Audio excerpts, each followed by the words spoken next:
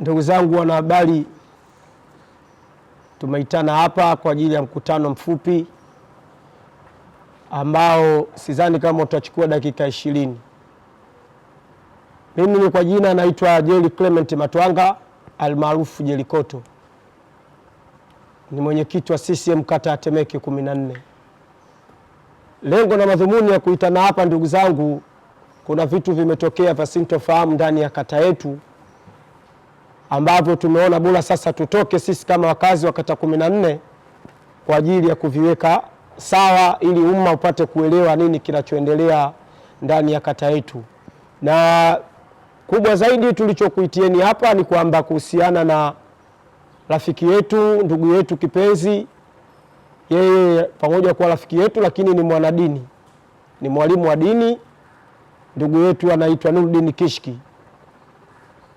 Nia ya mkutano huu sio mkutano wa kidini.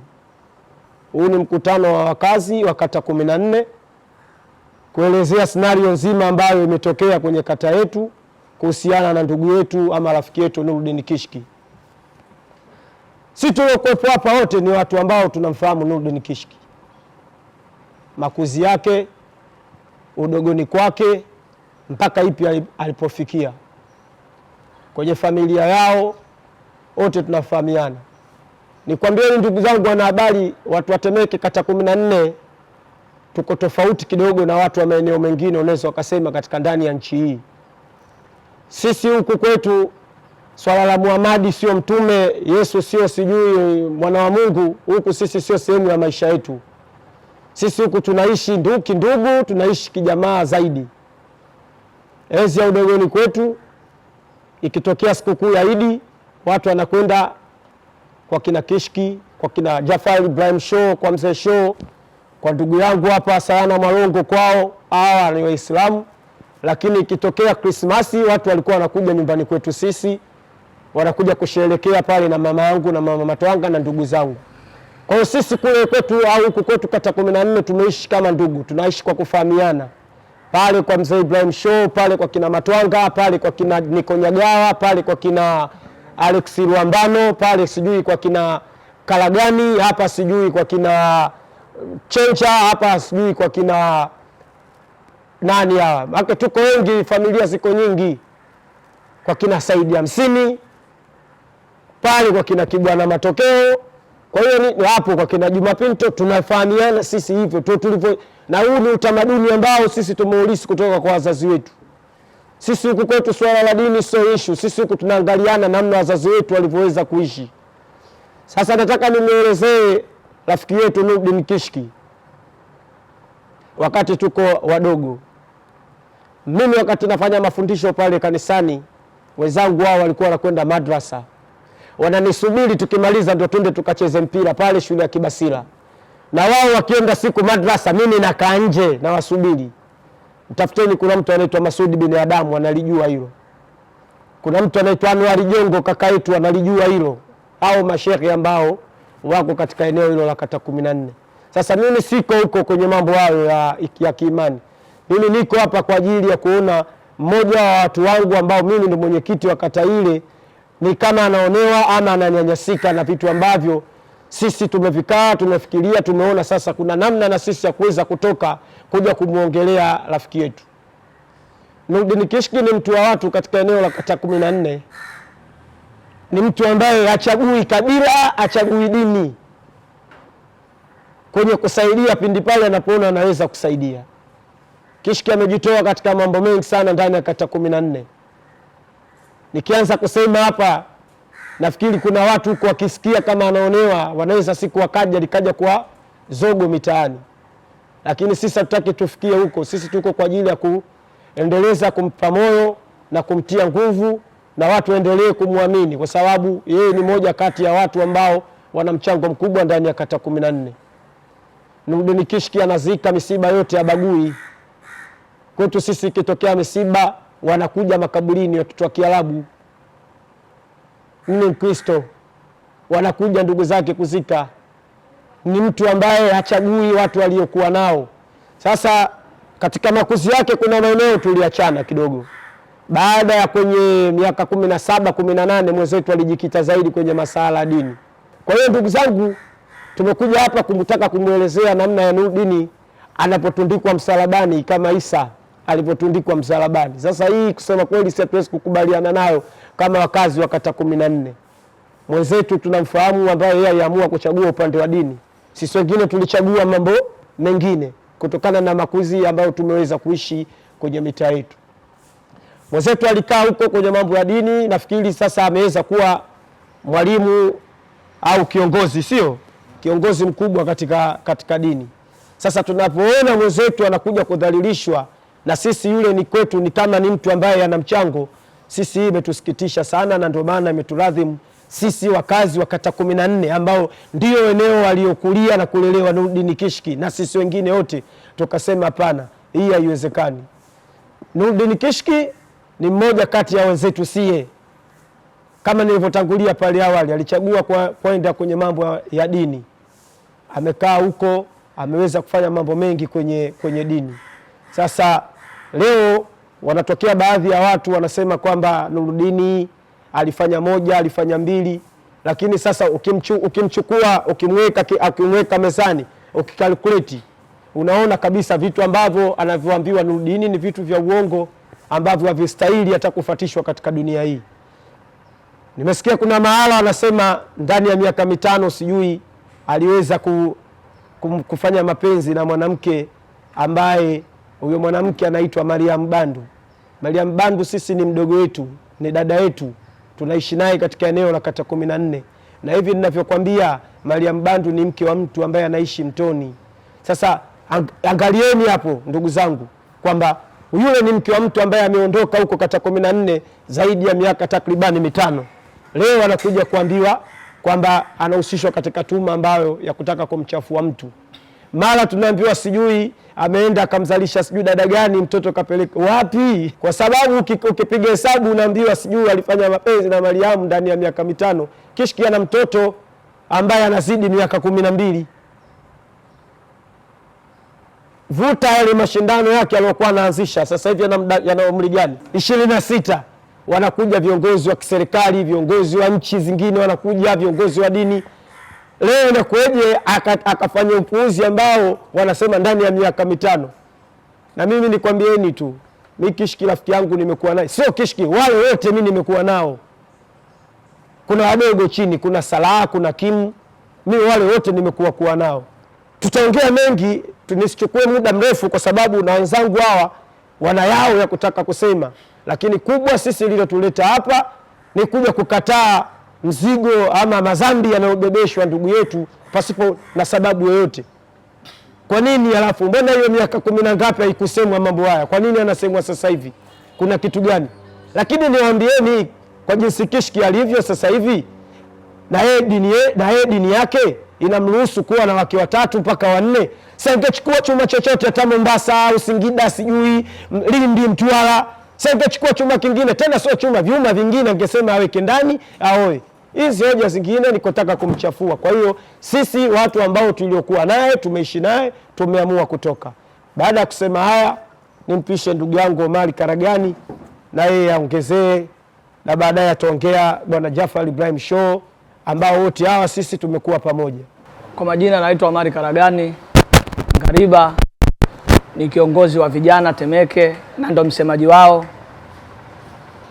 Tunapomzungumza Sheikh Nurdin Kishki, anapotokea mtu anapomzungumza vibaya, kwa kweli sisi kama vijana wa Temeke kwanza tumeumia sana kwa kuzungumzwa vibaya.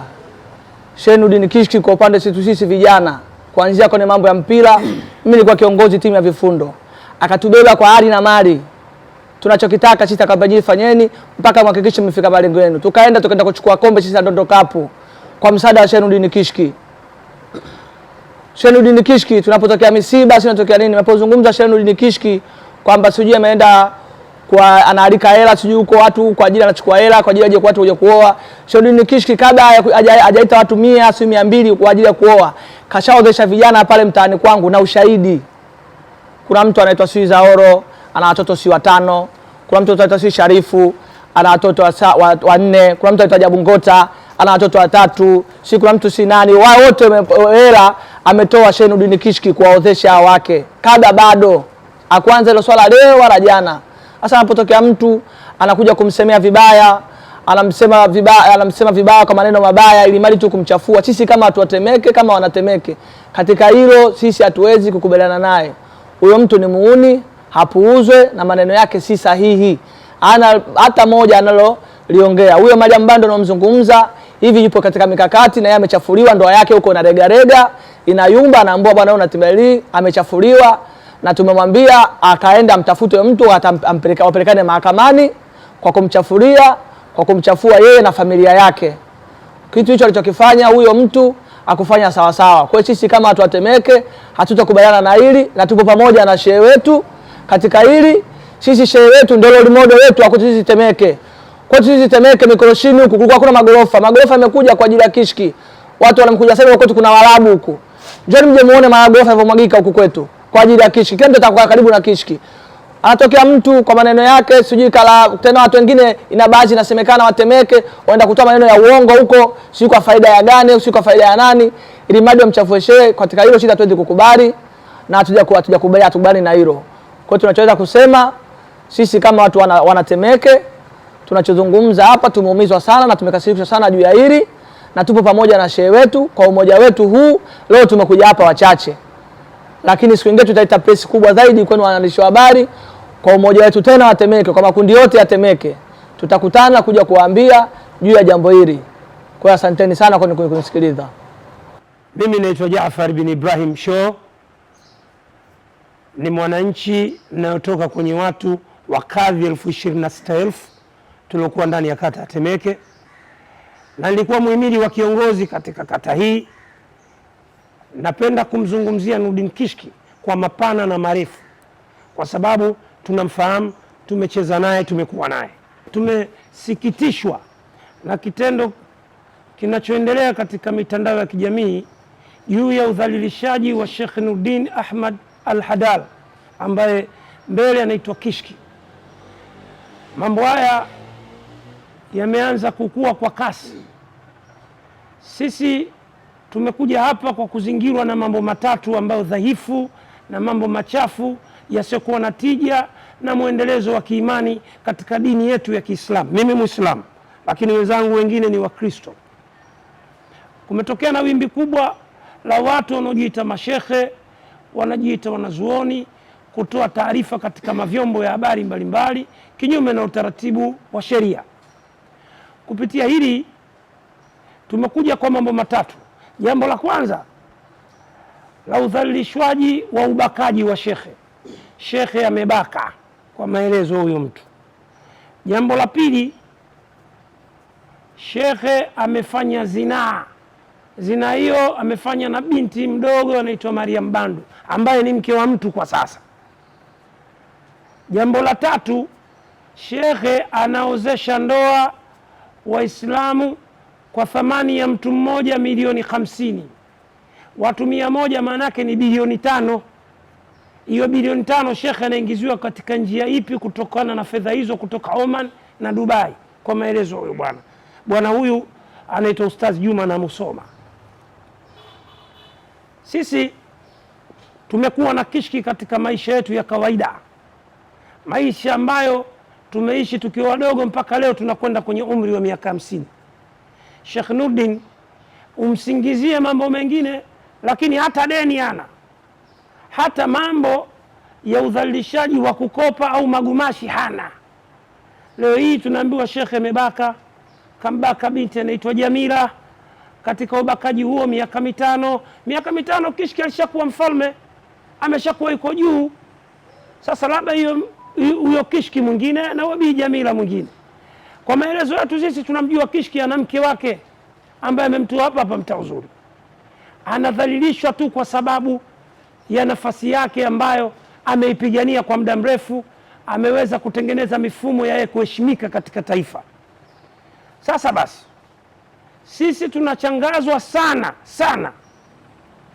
Sheikh Nurdin Kishki amefanya kazi ya dawa miaka 26 kwenye taifa hili. Ameweza kuandaa mashindano makubwa ya kidunia. Leo hii unapozungumza mashindano ya Qur'ani ya Al-Hikma, tunasimamisha dunia kama leo ilivyokuwa kombe la dunia. Watu wote wanaangalia Afrika, wanaangalia Tanzania. Nani huyo? Nurdin Kishki. Nurdin Kishki watu sisi ni dhahabu inayotembea, kwamba kila mtu anasifia kwake. Kwa mwanazuoni wetu kuchafuliwa haiwezekani tukaafikiana na tukakubali. Tunapinga hili na tunalaani. Sisi watu wa Temeke kwa shekhe wetu kudhalilishwa na kuvunjiwa heshima kwa namna hii. Lakini naomba nihoji swali. Tanzania ina utaratibu wa chombo cha Kiislamu kinaitwa Baraza la Waislamu Tanzania, BAKWATA. Inaye Shekhe Mufti wa Tanzania, inaye wanazuoni mbalimbali. Lakini wanazuoni hawa wanamthamini Kishki anapoalika katika mashindano ya Qur'ani, na wanamuona Kishki mtu bora kwenye mashindano ya Qur'ani, si katika maisha mengine. Kudhalilishwa Kishki na wao kunyamaza inaleta alama nyingine. Tuna hofu, mimi binafsi na hofu kwamba Ustazi Juma na Musoma ametumwa. Leo mtu anadhalilika kwa kuchafuliwa namna hii, wanakaa kimya. Tuna mashaka ametumwa huyu Ustazi Juma na Musoma. Lakini yote kwa yote, lama tukubaliane, tutakuwa hivi mpaka lini? Kishki ana mke na watoto 4. Watoto wale watapata habari hizi kwa marafiki zao, watapata habari hizi kwa watu wenye uadui. Hivi kweli Kishki yabake Temeke hii? Leo shekhe anadhalilishwa katika hali hii, alafu kuna watu kama hao wengekubali shekhe kabaka wakae kimya? Hii hatuwezi kukubali. Na tunamuomba Sheikh Nurdin Kishki pamoja Ustazi Juma na Musoma anasema hivi, yeye haogopi serikali, hamuogopi shekhe yoyote, kwa maana huyu ana nguvu ndani ya dola, ana nguvu kwenye masuala ya Uislamu. Sisi tutaandamana katika hili kufuatilia kesi hii mpaka mwisho wake, ili tujue huyu amepata haki Kishki ambayo inamstahiki. Lakini sio sasa hivi Sheikh Kishki akubali shura ya mazungumzo baina yake yeye na viongozi wa kiimani kumwambia apologize hili swala. Sio kweli. Udhalilishaji ni mkubwa ambao ni aibu katika taifa letu. Sawa, kama sisi Waislamu tumeshindwa kuona juhudi za Kishki, je, serikali marais wangapi amewaleta pale taifa? Kamleta Jakaya Mrisho Kikwete, kamleta nguli Pombe John Magufuli. Mama Samia anatuma mtu kila siku, kaka yake Bwana Hussein Mwinyi aje pale. Dunia inasimama. Nigeria, Lagos, Senegal, Sweden, Poland wanaangalia Kishki jambo lake na ulifanya kidunia kwa mahaba makubwa. Aliyopewa akapewa. Hizi ni chuki ambazo zinatengenezwa katika mfumo wa kumdhoofisha Nurdin Kishki. Sisi wanatemeke ndio tunamjua Kishki kindaki. Sio kweli. Tunakanusha taarifa hizi za uongo, za dhulma na sio za haki katika kumzalisha Nurdin Kishki. Nurdin Kishki ni mtoto pekee ameishi katika maisha ya kiimani tangu udogo. Ni mtu ambaye anapambania haki ya Uislamu tangu anacheza mpira wa chandimu. Leo hii hawezi kudhalilika katika mazingira ambayo sisi tunaona hayaleti desturi nzuri, hayaleti heshima, hayaleti ungwana katika taifa letu. Kwa hiyo tuwaombe Mufti wa Tanzania kupita baraza lake la Waislamu, kupita na shura ya maimamu, baraza la maulamaa, liongee kwenye hili katika taifa letu. Kishki sio hivyo. Kishki sio ana udogo huo. Kishki ni mfalme sasa. Mtu anaweza kuorganization zaidi ya watu 120,000 kuwaleta taifa, wakasimama wakasikiliza hutuba, wakasikiliza dini, Qur'ani nasomwa. Sio mtu mdogo. Tusichukuliwe mazingira ya kumdhalilisha shekhi wetu katika mazingira ya kumdhalilisha, si tukakubali. Mufti wa Tanzania azungumze na vyombo vya habari kwa hili lililotokea katika taifa letu. Lakini la pili, ni mwombe Mufti, hili jambo linaisha lini? Kwa sababu leo kila mtu anatoka anasema yeye shekhe anazungumza ovyo. Shekhe ametengeneza, tunamwomba Mufti wa Tanzania atengeneze kanuni na kipengele kidogo cha wanazuoni wataozuia kudhalilishwa kwa wanazuoni wa taifa letu, wataozuia kudhalilishwa mashekhe wa taifa letu. Wakae wajadili namna gani ya kuweza kuzuia hali kama hii. Kama leo tunafurahia Kishki, kesho kutu atakuja mwandawazimu, atavaa kanzu na kilemba chake, ataanza kumpiga Mufti wa Tanzania. Hii haikubaliki. tutengeneze mifumo ya makubaliano na maridhiano, mashekhe walindwe, mashekhe wagewe haki ya kuweza kufanya jukumu lao la kuweza kufikisha imani ya kiroho kwa wananchi, lakini sio kwa staili ya kumvunjia shekhe heshima. Hatuwezi kukubali, kwa sababu leo kaanza Nuruddin Kishki, kesho atakuja Walidi bin Omar Al-Hadi Kawamba. Kawamba naye akizalishwa atakuwaje? Na huyu ndio mwanazuoni wa Mzizima wetu. Sisi hatuwezi kukubali ziundwe kanuni na sera ambazo mtu atavunja heshima ya shekhe yoyote achukuliwe hatua za kisheria kwa mujibu wa katiba ya BAKWATA, lakini tuongoze muongozo huo na serikalini. Kwa sababu leo kinaambia Kishki anataka mashahidi wanaweza kuja umma mzima wa Tanzania. Kwa ile klipu, shekhe amebaka wapi? Tunaomba evidence za kubaka shekhe. Shekhe kamfungulia duka mama wa Kiarabu kafa. Huyo mama wa Kiarabu umri wake umri gani? Kwa hiyo Kishki anapenda wazee. Haiwezi kuvumilika, hatuwezi kuvumilia. Mimi nimuombe Mheshimiwa Mufti wa Tanzania, hili si jambo dogo. Kama akikaa kimya, tutamakuwa na mashaka Kishki anadhalilishwa na wanazuoni wenzie katika taifa hili, na kingine yawezekana wanamwonea wivu kwa mashindano yake ya kuwa ya mabara kiulimwenguni, kwa sababu mashindano ya Kishki yakiangaliwa, Trump anaona, Putin anaona, si jambo dogo hilo. Sasa leo si hatuwezi kukubali shekhe wetu kuzalishwa na kwa juhudi zake za miaka 26 azalishwa kwa vitu ambavyo havina msingi, havina mantiki, havina uono. Ni aibu huko taifa letu la Tanzania. Kwa hiyo kwa sababu hili jambo lipo katika masuala ya kiimani na dini, sisi tunamsihi Mufti wa Tanzania aliangalia hili kwa jicho la huruma, amsafishe Kishki, kwa sababu sisi tunamjua Kishki kwa uwazi, na akitaka hata wazee, akitaka kina mama, akitaka umma mzima wa Wanatemeke tutakuja. Kwenye hili hatuwezi kuvumilia na kukubali. Baada ya kusema haya, ndugu zangu wapenzi waandishi wa habari, kwa pamoja tunainua mikono yetu kupinga kauli hii.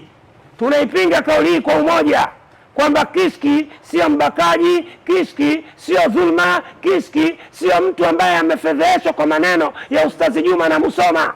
Na Ustazi Juma na Musoma waliomtuma watakuwa ni wanazuoni, mbona hawajibu, hawamjibu, hawamtetei Nuruddin Kishki?